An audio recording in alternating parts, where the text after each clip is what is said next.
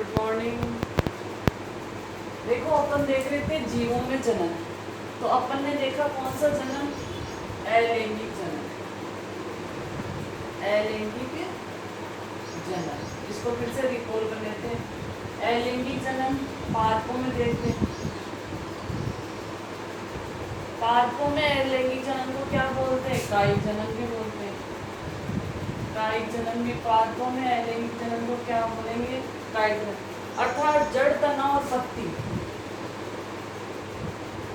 जड़, तना और पत्ती। इसके अलावा एक संरचना और पढ़ी थी अपन ने, बुलबिल।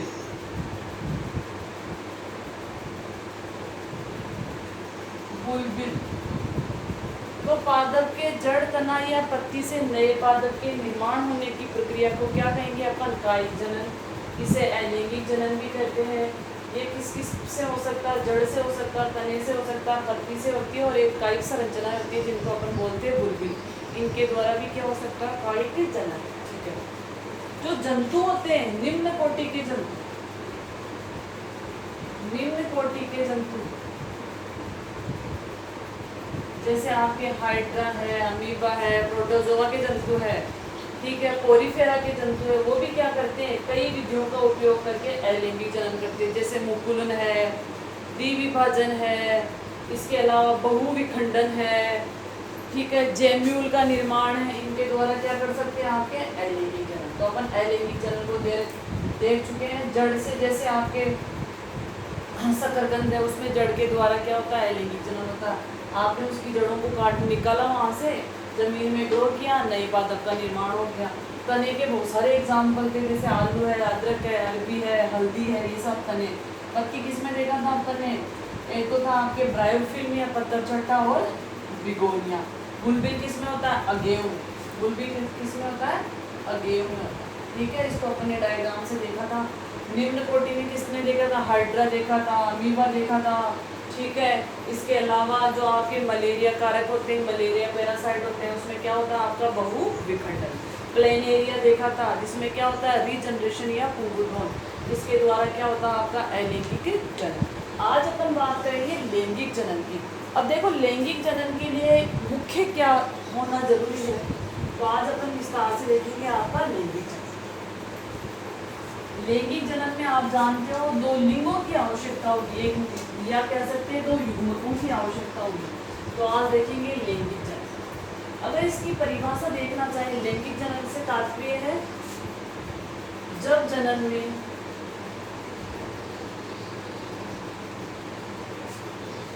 नर व मादा दोनों युग्मक भाग लेते हैं, दोनों युग्मक भाग लेते हैं,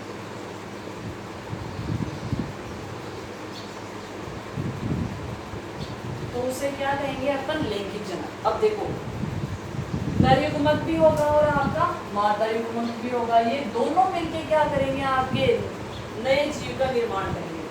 तो जो लैंगिक जनन होता है, उसको समझने के लिए अपन तीन अवस्थाओं में बांटते हैं। कैसे? निषेचन से पूर्व की अवस्था, निषेचन पूर्व प्रावस्था अवस्था, दूसरी क्या हो जाएगी? निषेचन प्रावस्था, निषेचन प्रावस्था, और तीसरी क्या हो जाएगी? निषेचन के पश्चात, निषेचन पश्चात प्रावस्था या अवस्था।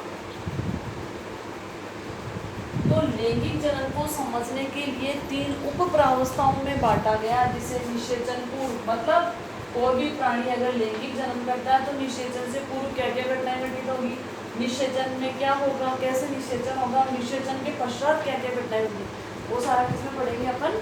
लैंगिक जनन में। अब देखो, इसको थोड़ा डिटेल से देखते हैं।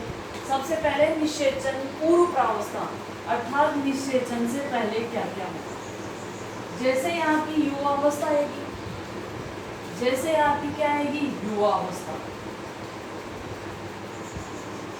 मतलब प्राणी कैसा हो जाएगा? यंग हो जाएगा। बायोलॉजी की भाषा में युवा अवस्था का मतलब क्या है? वो प्रजनन करने सक्षम है, वो प्रजनन कर सकता है, जनन कर सकता है। ठीक है।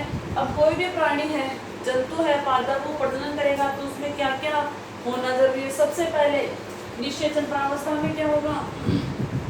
युग्मकों का निर्माण होगा। युग्मकों का निर्माण होगा। आप जानते हो दो युग्मक होते हैं, नर और मादा युग्मक। युग्मकों का निर्माण होगा। सबसे पहले क्या होगा? जो भी युग्मक होंगे उनका निर्माण होगा। अब इसको अपन डिटेल से समझते हैं।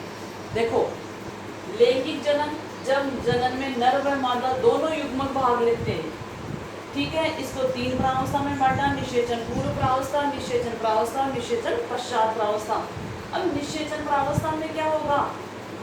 युवावस्था आ गई या प्रजनन अवस्था आ जाएगी, मतलब प्राणी प्रजनन करने सक्षम है, ठीक है।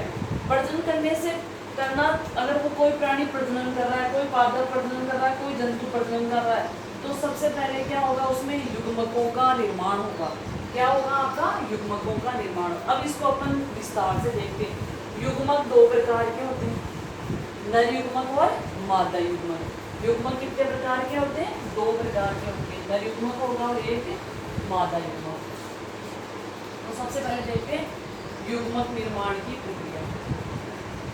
युग्मक निर्माण प्रक्रिया देखो, तीसरे चैप्टर में आप इसको डिटेल से पढ़ोगे, शुक्र जनन और अंड जनन, युग्मक निर्माण की प्रक्रिया। सबसे पहले देखते हैं नर युग्मक का निर्माण। जो नर युग्मक का निर्माण होता है उस प्रक्रिया को क्या कहेंगे? शुक्र जनन। शुक्रवाणु होंगे, शुक्र जनन, स्पर्मेटोजेनेसिस। शुक्राणुओं के निर्माण की प्रक्रिया को शुक्र जनन कहते हैं। और शुक्राणु कौन होता है आपका? नर युग्मक होता है। शुक्राणु कौन होता है आपका? नर युग्मक होता है, ठीक है। अब देखो यहाँ इंपॉर्टेंट चीज है, जब भी लैंगिक जनन होगा, जब भी लैंगिक जनन होगा, दो युग्मकों की आवश्यकता होगी। और युग्मक हमेशा कैसे होते हैं? युग्मक अगुणित होते हैं। अगुणित का मतलब क्या होता है? वैसे जानते होंगे आप लोग, अगुणित का मतलब एन अवस्था में होंगे, 2n यानी द्विगुणित और अगुणित। अब देखो, जब भी युग्मकों का निर्माण होता है वहाँ क्या होता है आपका? अर्धसूत्री विभाजन होता है। क्या होता है आपका? अर्धसूत्री विभाजन होगा, जिससे आपके क्या होगा? युग्मकों का निर्माण होगा। युग्मक हमेशा कैसे होते हैं आपके? अगुणित होते हैं, ठीक है। तो नर युग्मक के निर्माण की प्रक्रिया शुक्र जनन और मादा युग्मक के निर्माण की प्रक्रिया अंड जनन।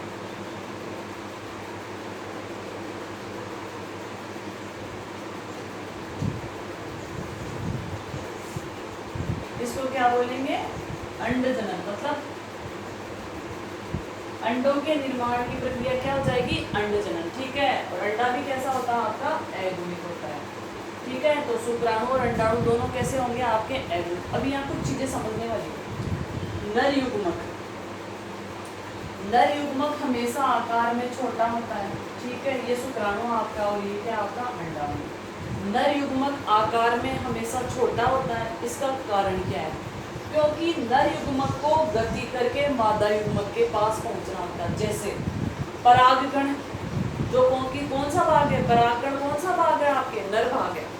परागकण क्या करेंगे? वायु के माध्यम से, इसके अलावा जल के माध्यम से, किसी जंतु के माध्यम से या और अन्य माध्यम से क्या करेंगे? आपके वर्तिकाग्र पर पहुंचेंगे। तो परागकण कैसा है? कैसे युग्मक है? नर युग्मक है। तो नर युग्मक हमेशा क्या होते हैं? गतिशील होते हैं, ठीक है। नर युग्मक हमेशा कैसा होगा आपका? गतिशील होगा। इसके अलावा नर युग्मक आकार में कैसा होता है? छोटा होता है। नर युग्मक आकार में कैसा होगा आपका? छोटा होगा। और क्या होगा? गतिशील होगा। शुक्राणु को मादा की योनि में डाला जाता है और वहां से वो गति करके कहाँ पहुंच जाते हैं? फैलोपियन ट्यूब में या अंडवाहिनी। इसके अलावा जो नर युग्मक होंगे ज्यादा मात्रा में बनेंगे, ज्यादा मात्रा में बनेंगे। क्यों? क्योंकि इनको गति करके जाना होता है, तो हो सकता है कोई जंतु नष्ट कर दे, ठीक है। हो सकता है ये खुद नष्ट हो जाए। इसके अलावा जैसे जो योनि होता है उसका माध्यम अम्लीय होता है, तो उसमें लैक्टिक अम्ल पाया जाता है, जिसकी वजह से अधिकांश जो शुक्राणु होता है उनको फैगोसाइटोसिस क्रिया के द्वारा भक्षण कर दिया जाता है। तो कुछ ही शुक्राणु क्या होते हैं आपके? अंडाणु तक पहुंच पाते हैं। तो नर युग्मक छोटा होगा, गतिशील होगा और ज्यादा मात्रा में उत्पन्न होगा, ठीक है। इसके अलावा अगर पादपों की बात की जाए, अपन पढ़ेंगे अगले चैप्टर के अंदर, अगर पादपों की बात की जाए तो जो नर युग्मक होगा वो कैसा होगा, जो वायु परागण होगा उसमें जो नर युग्मक होगा उसमें अलग तरह के अनुकूल होंगे। इसके अलावा जो जल के द्वारा होगा वो अलग तरह का, जैसे मधुमक्खी है वो फूलों की तरफ अट्रैक्ट होती है, क्यों? क्योंकि उसमें मकरंद होता है, मकरंद ग्रंथियाँ पाई जाती है। इसके अलावा फूल उनको अट्रैक्टिव लगते हैं, उनका मेन उद्देश्य ये होती है मकरंद ग्रंथियाँ, फूल उनको अट्रैक्ट करते हैं। अगर फूल में कोई गंदी सी स्मेल आएगी तो नहीं जाएगी। तो ये सारे किसकी वजह से हो रहे हैं? नर युग्मक। अब देखते हैं मादा युग्मक।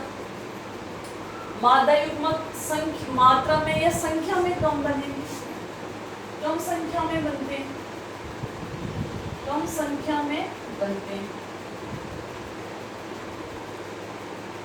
सेकंड क्या होगा? आकार बड़ा होगा। मादा युग्मक का आकार क्या होगा? बड़ा। जैसे आपके वर्तिकाग्र, अगर पादपों की बात करें फिर जंतुओं को भी देखते हैं अपन। पादपों की बात करें या जैसे जंतु पादप है, ये कौन है आपकी? वर्तिकाग्र। और ये कौन है आपका? अंडाशय। अंडाशय में कौन होंगे? अंडक होंगे। ये वर्तिकाग्र, ये वर्तिका और ये अंडाशय। अंडाशय में कौन है आपके? अंडक। तो परागकण यहाँ आके गिरेंगे, यहाँ आके अटैच होंगे और यहीं से क्या निकलेगी? आपकी पराग नली। तो जो अंडाशय में अंडक होंगे, एक तो उनका आकार क्या होगा? परागकणों से बड़ा होगा या नर युग्मक से बड़ा होगा। दूसरा, संख्या में कम बनेगी। ठीक है। इसके अलावा क्या होंगे? गतिशील नहीं होंगे। तीसरा क्या डाल सकते हो आप? गतिशील नहीं होंगे, गतिशील नहीं होते, गतिशील नहीं होते। तो ये है आपके क्या? युग्मक निर्माण की प्रक्रिया में कुछ नर और मादा युग्मकों के बारे में। अब देखो, युग्मक निर्माण की प्रक्रिया कई कारकों से प्रभावित होती है। जैसे परिपक्वता आती है, यहाँ पर लैंगिक परिपक्वता की बात करेंगे। जैसे लैंगिक परिपक्वता आती है तो अगर यहाँ जो आपके 12th क्लास की बायोलॉजी है उसमें ये कह सकते हो एंजियोस्पर्म यानी उच्च कोटि के पादप और जंतुओं के बारे में कहा। ज्यादातर जो आपके जंतु उसमें किसका अध्ययन किया गया? मनुष्य का किया गया। अब जैसे मनुष्य का नर जनन तंत्र पढ़ेंगे, मादा जनन तंत्र पढ़ेंगे, कौन कौन सी बीमारियां होती हैं वो सब पढ़ेंगे। ठीक है। तो युग्मक निर्माण में अगर अपन देखें तो जैसे ही परिपक्व अवस्था आती है, यानी लैंगिक परिपक्व अवस्था आती है, तो जो आपका शुक्राशय है उसमें किसका निर्माण होने लग जाएगा? आपके शुक्राशय है, अंडाशय है। अंडाशय में किसका निर्माण होने लग जाएगा? अंडाणुओं का। वृषण में किसका निर्माण होने लग जाएगा? आपका शुक्राणुओं का। तो परिपक्व अवस्था आते ही, जैसे लैंगिक परिपक्व अवस्था आती है तो अंडाणु और शुक्राणुओं, नर और मादा युग्मकों का निर्माण प्रारंभ हो जाता है। ठीक है। इसके आधार पर भी अपन ने जंतुओं को विभाजित किया है। छोटी छोटी ट्यूशन है, अच्छी ट्यूशन है, देखो आप लोग।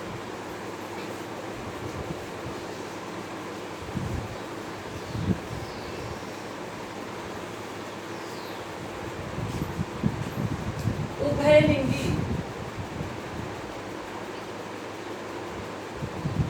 अर्थात नर और मादा एक ही शरीर में है। नर व मादा जंतु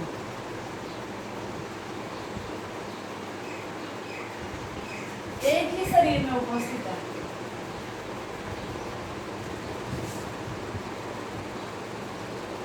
नर और मादा जंतु एक ही शरीर में उपस्थित है तो उसे क्या कहेंगे? उभयलिंगी। एक शब्द और यूज आएगा, एक लिंगी।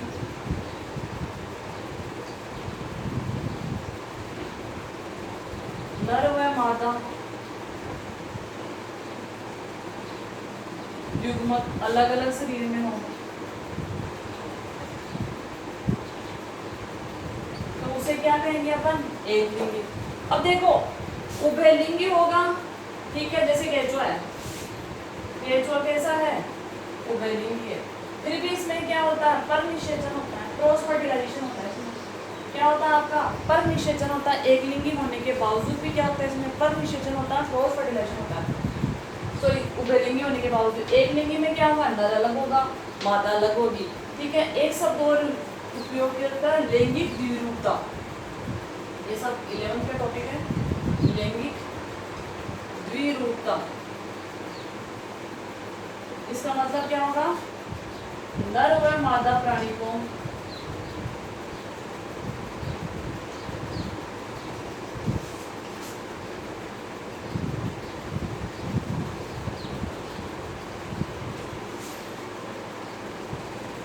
मादा प्राणी को बाहर से देखकर पहचान सकते हैं कि ये नर है या ये मादा प्राणी है। इसको अपन बाहर से देख के पहचान सकते हैं कि ये, इसको बोलते हैं सेक्सुअल डायमॉर्फिज्म या लैंगिक द्विरूपता। अगर नर व मादा प्राणी को आप बाहर से देख के ये बता सकते हो कि ये नर है या मादा, ये कुछ शब्दों का उपयोग किया जाएगा, ठीक है। तो ये है आपका, इसमें बहुत सारे एग्जाम्पल मिलेंगे आपको, एक लिंगी के, द्विलिंगी के और उभयलिंगी के। अब देखते हैं कि जो निषेचन पूर्व क्या क्या हुआ। एक तो युग्मकों का निर्माण हुआ, ठीक है।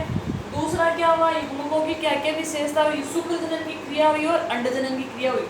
अब थोड़ा सा अपन अंदर चलते हैं, थोड़ा सा डिटेल से देखते हैं कि शुक्र जनन और अंड जनन की क्रिया या प्रक्रिया क्यों आवश्यक है। देखो सिंपल सी बात है, शुक्र जनन और अंड जनन होगा, उससे क्या होगा, अंडाणुओं का शुक्राणुओं का निर्माण होगा। अब यहाँ एक क्वेश्चन, अच्छा सा क्वेश्चन है कि जब शुक्र जनन और अंड जनन की प्रक्रिया होती है तो अर्धसूत्री विभाजन क्यों होगा। अर्धसूत्री विभाजन अंड जनन व शुक्र जनन में क्यों आवश्यक है।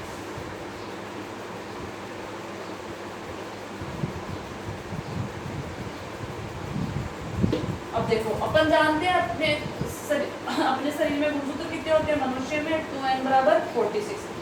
अगर अर्धसूत्री विभाजन नहीं होगा तो गुणसूत्रों की संख्या क्या होगी आपकी, आदि नहीं होगी या n अवस्था में नहीं आएगी, ठीक है। तो n अवस्था में नहीं आएगी गुणसूत्रों की संख्या। अंड जनन और शुक्र जनन, या कह सकते हैं अपन, अपने शरीर में दो प्रकार की कोशिकाएं होती है, कायिक कोशिका और जनन कोशिका। कायिक और जनन कोशिका, सेल लिख देती हूँ, कोशिका लिखो, एक ही बात है। अपने शरीर में दो प्रकार की कोशिका होती है, कायिक कोशिका और जनन कोशिका। तो कायिक कोशिका और जनन कोशिका, जनन कोशिका क्या करती है, जनन में भाग लेती है, या कह सकते हैं अपने शरीर में गुणसूत्र होते हैं 46, तो 22 प्लस XX, या कह सकते हैं 44 प्लस XX, 44 प्लस XY। जो ये XX और XY क्या है, ये लिंग गुणसूत्र है, लिंग गुणसूत्र है। यही लिंग का निर्धारण करते हैं कि होने वाली संतति लड़का होगा या लड़की होगी, ठीक है। तो जो अर्धसूत्री विभाजन अंड जनन और शुक्र जनन में इसलिए होता है ताकि गुणसूत्रों की संख्या आदि बनी रहे, आदि बनी रहेगी, जिसकी वजह से क्या होगी, 23 गुणसूत्र मम्मी से आएंगे, 23 पापा से आएंगे, या 23 मैटरनल होंगे, 23 पैटर्नल होंगे, और टोटल क्रोमोसोम्स कितने हो जाएंगे आपके 46, और ये पीढ़ी दर पीढ़ी ये संख्या निश्चित बनी रहेगी। इसीलिए अर्धसूत्री विभाजन का बहुत ही अच्छा क्वेश्चन है, इसको ध्यान से देखना। अब युग्मकों का निर्माण हो गया, निषेचन पूर्व प्रावस्था। निषेचन से पहले क्या हुआ, युग्मकों का निर्माण हुआ, लैंगिक परिपक्वता, ये शुक्रजनन की क्रिया हुई, अंडजनन की क्रिया हुई, इसके अलावा अर्धसूत्री विभाजन हुआ, और कैसे गुणसूत्र मिले आपको, अगुणित, मतलब युग्मक अंडाणु और शुक्राणु और परागकण हमेशा कैसे होते हैं आपके, अगुणित होते हैं, और ये दोनों मिलके क्या बनाएंगे, द्विगुणित प्रावस्था, जिसको क्या बोलेंगे अपन, निषेचन, जो अपन कल देखेंगे। Thank you.